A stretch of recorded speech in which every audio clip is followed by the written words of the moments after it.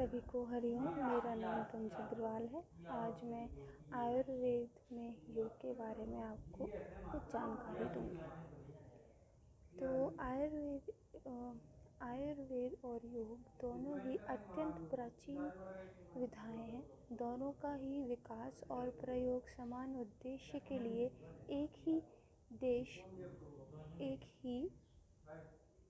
देश काल में हुआ है।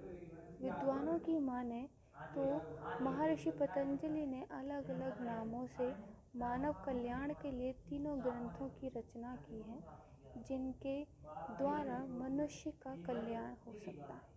जैसे चित्त शुद्धि के लिए पतंजलि योग सूत्र, वाणी शुद्धि के लिए व्याकरण महाभाष्य, शरीर की शुद्धि के लिए चरक संहिता का निर्माण किया गया है। और इसे स्पष्ट रूप से योग एवं आयुर्वेद का उद्देश्य समान होता है। प्राचीन काल में उपलब्ध वनस्पति, प्राणिज पदार्थ, सोना, चांदी आदि, इनका उपयोग करके यह चिकित्सा प्रणाली रूपी है।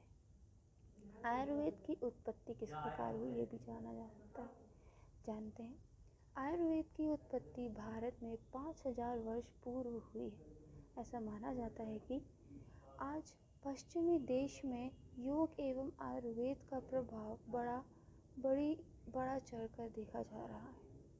हमारे वर्षों से, कई हजारों वर्षों के अनुभव से हमारी जो सिद्धि है, ये चिकित्सा प्रणाली मनुष्य की विविध बीमारियों के लिए उपयोगी है। जैसे मधुमेह, त्वचा विकार, हृदय रोग, एसिडिटी और कई प्रकार की मनोविकार भी होते हैं, जिसे आयुर्वेद में उनका निवारण किया गया है। आयुर्वेद 2 शब्दों से मिलकर बना हुआ है, आयु और वेद। आयु अर्थात जीवन, वेद में अर्थात ज्ञान। जन्म से लेके मृत्यु तक जो काल अवधि है, उसे आयु कहते हैं। आयुर्वेद आयु के बारे में संपूर्ण जानकारी सहित तरीके से देते हैं। अगर आप इसके बताए रास्ते पर जीवन व्यतीत करते हैं तो यह आपके लिए काफ़ी अच्छा होगा और सुखमयी होगा। अगर आप इसके बताए गए रास्ते पर नहीं चलते हैं तो आप काफ़ी रोगों से घिरे रहेंगे। इसलिए आयुर्वेद को जीवन का शास्त्र भी कह सकते हैं। आयुर्वेद के 3 मुख्य ग्रंथ हैं, चरक संहिता, सुश्रुत संहिता और वाग्भट संहिता। आयुर्वेद को कहा जाता है कि आयुर्वेद में कहा जाता है prevention is better than cure, अर्थात आयुर्वेद रोगियों के रोग हटाते हैं और उन्हें निरोग करते हैं, और जो निरोग रहते हैं उनको रोगों से दूर रखता है और उन्हें स्वस्थ रखता है। यह आयुर्वेद का मुख्य सिद्धांत है। आयुर्वेद की कई परिभाषाएं हैं, जैसे देह, इंद्रिया, मन, आत्मा, ये सब, इन्हें हम जीवन कहते हैं। चरक सूत्र में कहा गया है कि शरीर इंद्रिय सत्वम संयोगधारी जीवतम, अर्थात शरीर, इंद्रिय, सत्व और आत्मा के संयोग को योग कहते हैं। ऐसे और भी कुछ चरक संहिता में पहले अध्याय के 15 में कहा गया है, धर्मार्थम काम मोक्षाणाम मार्गयोगम मूल्यम उत्तमः, अर्थात आयुर्वेद का निर्माण धर्म, अर्थ, काम और मोक्ष के लिए ही किया गया है। यह कहा जा सकता है कि योग और आयुर्वेद दोनों मानव जीवन के समान सिद्ध पर आधारित हों। धर्म अर्थात काम और मोक्ष, इन सब से मुख्य होने ही आयुर्वेद का मूल है। कुछ विद्वानों का मत है आयुर्वेद योग तथा व्याकरण शास्त्र से तीनों विधाएं कर्माशय शरीर, मन, वाणी की शुद्धि के लिए अलग अलग विकसित की गई है। अब जिस प्रकार योग शास्त्र में शोधन क्रिया की बात की गई है, उसी प्रकार आयुर्वेद में पंचकर्म की बात की गई है। षट कर्म, शोधनम, दृढ़ता चैव, स्थैर्य, धैर्य च लाघवम, प्रत्यक्ष च प्रत्यक्ष च निर्लिप्तम च घटस्य सप्त साधनम। षटकर्म आपके शरीर से विषाक्त पदार्थों को निकालने की आयुर्वेद चिकित्सा है। पंचकर्म चिकित्सा में 5 प्रकार होते हैं। पहला वमन, दूसरा विरेचन, तीसरा अनुवासन, चौथा अस्थापन और पांचवा है नस्य।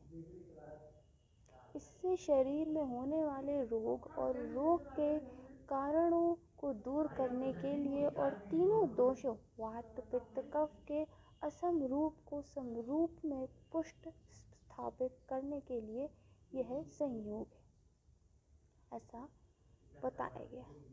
तो हम अब आगे देखते हैं इनको समझते हैं इन पांचों चिकित्साओं को, इन पांचों षटकर्मों।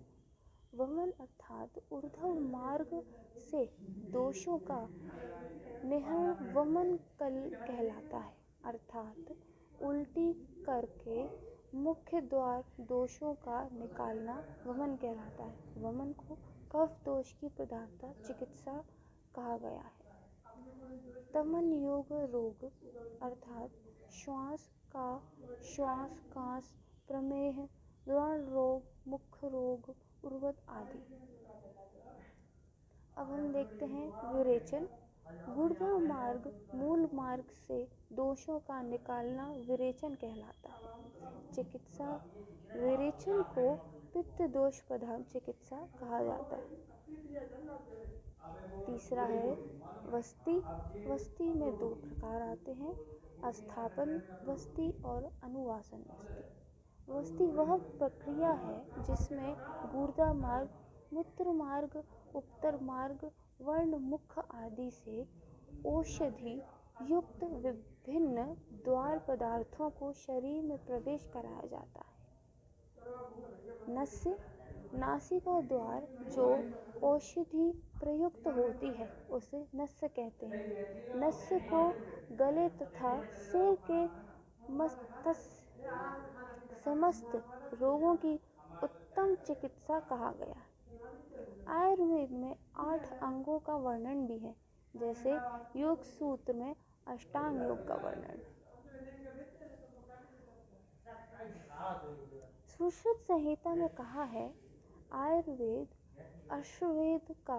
अश्ववेद के उपअंग 6 और इसके 8 भाग हैं। पूर्व काल में ब्रह्मदेव ने सृष्टि रचना के पूर्व इस आयुर्वेद में 1,00,000 श्लोक और 1,000 अध्याय के रूप में बताया है। लेकिन बाद में मनुष्य को अल्पायु और स्वरूप बुद्धि वाला जानकर पुनः उस आयुर्वेद को 8 भागों में विभाजित किया गया है। अष्टांग संग्रही का अर्थ में सुश्रुत संहिता के अनुसार आयुर्वेद को अष्टांगों में विभक्त ब्रह्मदेव कृत न मानकर अग्निवेश आदि कृत मानी जाती है। आइए अब हम उन 8 अंगों को देखते हैं। संग्रह का अर्थ को सुश्रुत संहिता के अनुसार आयुर्वेद को अष्टांगों में विभक्त ब्रह्मदेव कृत न मानकर अग्निवेश आदि कृत मानी जाती है। इसमें एक श्लोक भी है जिससे हम इन 8 अंगों के नाम जाने जा सकते हैं। शालक्यम काय चिकित्सा भूत विद्या कौमार भृत्यम अंगतंत्र रसायन तंत्र बाजीकरण तंत्र मिथ्या। ये 8। धन्यवाद मेरे वीडियो को सुनने